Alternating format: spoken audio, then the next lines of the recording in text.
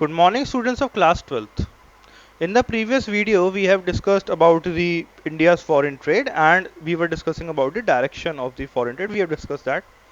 Now, let us discuss about a year of divide which was 1991 in the Indian economy, right? The 1991, which is considered as the year of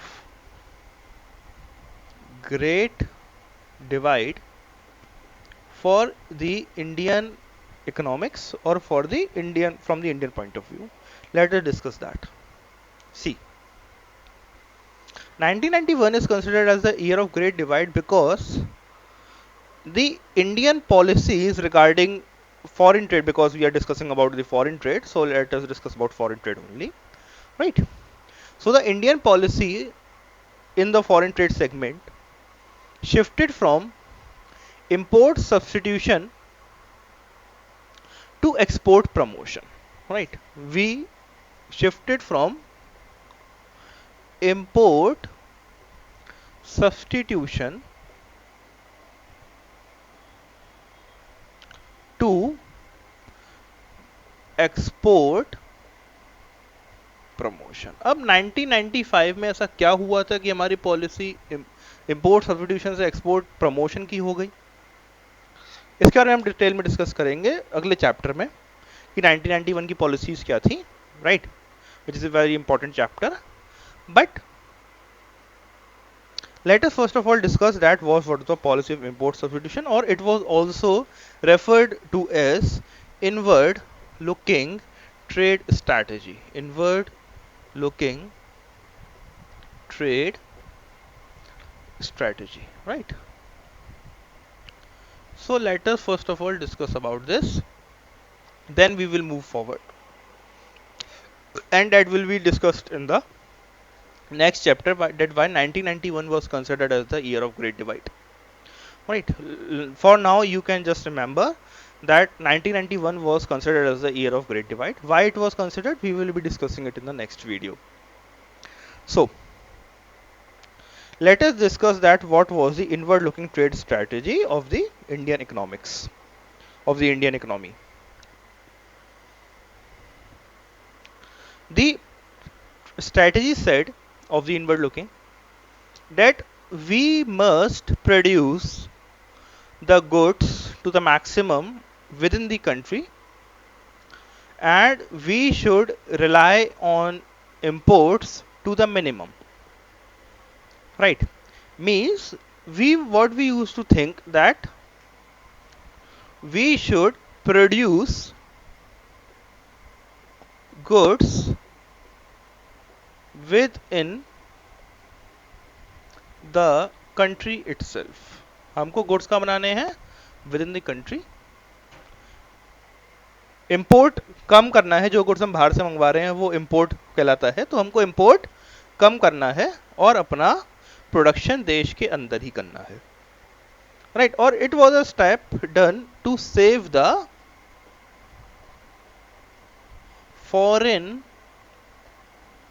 exchange reserve of the country. It was a step to save the foreign exchange reserve, right? Next क्या है कि foreign exchange was to be used for developmental imports, कि अगर हम import भी करते हैं तो import कैसे करेंगे? We will be importing developmental imports, right? We will be having developmental imports. Now you might be thinking that sir what are developmental imports? अभी समझते हैं what are developmental imports.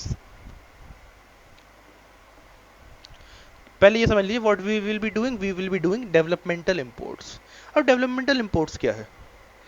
ऐसे imports करना जो further development में help करे, whether they can be import of plant and machinery, whether they can be import of some type of goods which are helped in manufacturing, right? Basically plant and machinery आ गया. तो developmental imports के अंदर क्या है, हम ऐसे goods import करते हैं which are used for production, ऐसे गुड्स को इंपोर्ट करना जो कि फर्दर प्रोडक्शन के प्रोसेस में ही काम में आए, ऐसे गुड्स को इंपोर्ट करने को हमने क्या कहा, डेवलपमेंटल इंपोर्ट्स। और हमारा जो है इसके अंदर इनवर्ड लुकिंग ट्रेड स्ट्रेटजी के अंदर हम लोग का मेन फोकस डेवलपमेंटल इंपोर्ट्स के ऊपर ही था। Next, by the policy government aimed at rational use of foreign exchange, right. हम लोग जो है फॉरेन एक्सचेंज का एक अच्छा सा यूज करना चाहते थे, इस वजह से हमने ये पॉलिसी लेकर आए थे, है ना। तो यही है कि हम लोग फॉरेन एक्सचेंज का क्या करना चाहते थे, रैशनल यूज, मतलब ऐसा यूज जो सही लगे, जो गलत ना हो, है ना। तो वही है कि हम रैशनल यूज की वजह से फॉरेन एक्सचेंज का रैशनल यूज करें, इस वजह से ये पॉलिसी लेकर आए थे। Next, government also aimed at protecting the Indian economy, the Indian business persons from the international competition. Now what the government was aiming through this policy, the government was aiming to protect the domestic business, right, कि जो domestic businessman थे, जो domestic production करते थे, ताकि अगर बाहर के प्रोडक्ट्स इंडिया में ज़्यादा आने लगे तो उससे क्या होगा कि उन लोग का जो इंटरनल मार्केट है, जो डोमेस्टिक मार्केट है, वो डोमेस्टिक मार्केट खत्म हो जाएगा। और इस वजह से क्या करते थे कि डोमेस्टिक मार्केट को बचाने के लिए, हमारे domestic market, Indian domestic market है, उसको बचाने के लिए क्या करते हैं कि they use to protect the domestic business. और डोमेस्टिक बिजनेस को कैसे प्रोटेक्ट करते थे कि बाहर से जो ट्रेड है वो कम से कम करें, राइट। इस वजह से हमारा जो है ये हमारे इंपोर्ट सब्स्टिट्यूशन या फिर इनवर्ड लुकिंग ट्रेड स्ट्रेटजी के फीचर्स थे। अब मैंने पहले बताया कि 1991 के बाद हमारी स्ट्रेटजी चेंज हो गई इंपोर्ट सब्स्टिट्यूशन से लेकर एक्सपोर्ट प्रमोशन, राइट। अब बात समझते हैं इम्पैक्ट्स की, हमारी जो इनवर्ड लुकिंग ट्रेड स्ट्रेटजी थी उसके क्या इम्पैक्ट हुए। दो इम्पैक्ट होते हैं, एक है हमारे गुड इम्पैक्ट्स मतलब मेरिट्स, और एक है हमारे बैड इम्पैक्ट्स। तो पहले गुड इम्पैक्ट समझते हैं, फिर आगे बढ़ेंगे टुवर्ड्स द बैड इम्पैक्ट्स। देखिए, गुड इम्पैक्ट तो यही था कि हमारा, क्योंकि हम इंपोर्ट सब्स्टिट्यूशन में क्या इंपोर्ट करते थे, सिर्फ और सिर्फ डेवलपमेंटल इंपोर्ट्स करते थे, तो इसकी वजह से क्या हुआ, हमारा प्रोडक्शन बढ़ गया, प्रोडक्शन तो हमारा बढ़ा।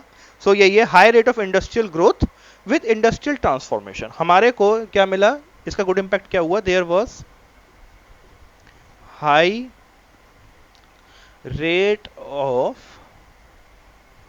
Industrial growth, right. Industrial growth की रेट जो था, ग्रोथ रेट, वो हाई था, राइट।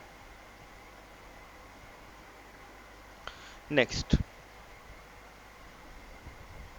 एक और गुड इम्पैक्ट ये था कि हमारा जो इंडस्ट्रियल गुड्स था उनका डाइवर्सिफिकेशन हुआ, right. There was diversification of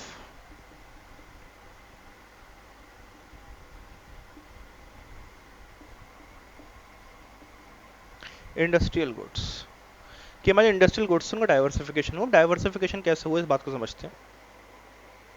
Due to planning, new industries also grew in India, like new engineering goods were also manufactured. Industry was not limited to textiles only. India के अंदर traditional ये था कि पहले सिर्फ और सिर्फ टेक्सटाइल इंडस्ट्री का ही बिजनेस था। तो बाद में क्या था, टेक्सटाइल इंडस्ट्री का बिजनेस जो है एक तरीके से यहाँ पर बदल गया कि पहले हम लोग सिर्फ और सिर्फ टेक्सटाइल एक्सपोर्ट या इम्पोर्ट करते थे, but after that what we were having that हमारे यहाँ नए नए गुड्स भी बनने लगे, like electronic goods were being manufactured, right. So electronic industry was also developed in India. एक तो टेक्सटाइल खत्म हुआ, टेक्सटाइल खत्म नहीं मतलब टेक्सटाइल के साथ साथ और भी चीजें आई, राइट। और एक और क्या था, हमारा इलेक्ट्रॉनिक इंडस्ट्रीज, हमारी इलेक्ट्रॉनिक इंडस्ट्रीज भी ग्रो होना शुरू हुई, right. And opportunity of investment भी आया। क्या आया हमारे पास, अपॉर्चुनिटी ऑफ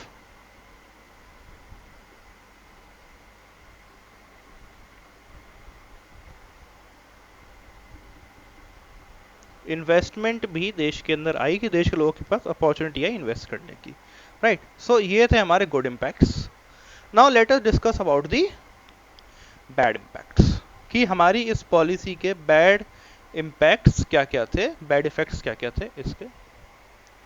तो देखिए, growth of insignificant public monopolies. हमारे देश के अंदर क्या हुआ कि पब्लिक मोनोपोलीज ग्रो करने लगी, राइट कि देश के अंदर सबका सब बिजनेस कौन चलाता था, पब्लिक सेक्टर चलाता था। और इस वजह से क्या हुआ कि कुछ ऐसी मोनोपोलीज ग्रो होने लगी जो काम तो नहीं करती थी बट पब्लिक सेक्टर थी इसलिए जो है चल रही थी, और जो है बहुत ज़्यादा दिक्कत होती थी उससे। Lack of competition implied to lack of modernisation, क्योंकि पहले कंपटीशन नहीं था, so there was lack of modernisation. ठीक है कि देश के अंदर मॉडर्नाइजेशन भी नहीं हो पाता था क्योंकि जो है पहले इतना ज़्यादा कॉम्पिटिशन नहीं था। अब एक बात कही जाती है बिजनेस के अंदर या फिर किसी भी जगह पर, that invention is the sorry need is the mother of all inventions, कि अगर नीड होगी तभी इन्वेंशन होते हैं, राइट और हमारे देश को जब नीड ही नहीं थी इस वजह से मॉडर्नाइजेशन भी नहीं होता था। And one is economically unviable state enterprises. Economically unviable state enterprises. हमारे जो स्टेट के एंटरप्राइजेस थे वो इकोनॉमिकली क्या थे, अनवायबल थे, क्योंकि हमारी जो स्टेट के एंटरप्राइज मतलब जो गवर्नमेंट सेक्टर कंपनीज थी वो लॉस में चल रही थी, राइट और बट उनको चलाते रहना पड़ता था because of there were political compulsions, right compulsions and other reasons also. So due to this a large amount of the taxpayers money was going in the state enterprise and they were uneconomical, they were unviable, okay। So students I hope आपको हमारी inward looking trade strategy क्या थी वो समझ में आ गई होगी।